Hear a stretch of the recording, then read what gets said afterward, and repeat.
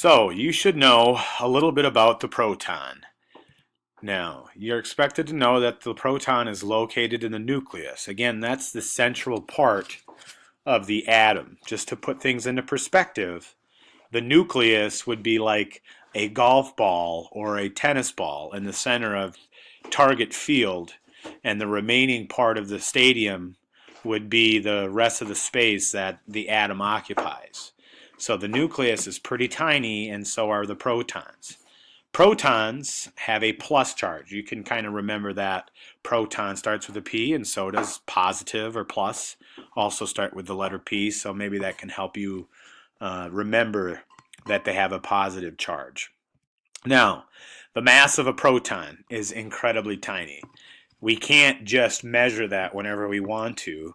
It's not like we have a digital scale that we can drop a single proton on and mass it. So we, as scientists, had to get clever and devise the AMU, or Atomic Mass Unit. AMU is an acronym for Atomic Mass Unit. Now, every proton has a mass of 1 AMU. An AMU is incredibly tiny.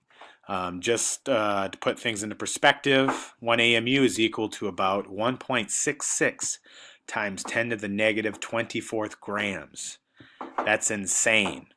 Imagine taking a paperclip and then cutting it into 10 to the 24th pieces. Like a million pieces.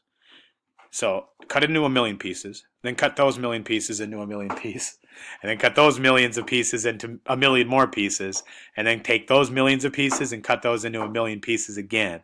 Yes, it's ridiculous. The proton is really tiny. So, the proton. Don't forget about it.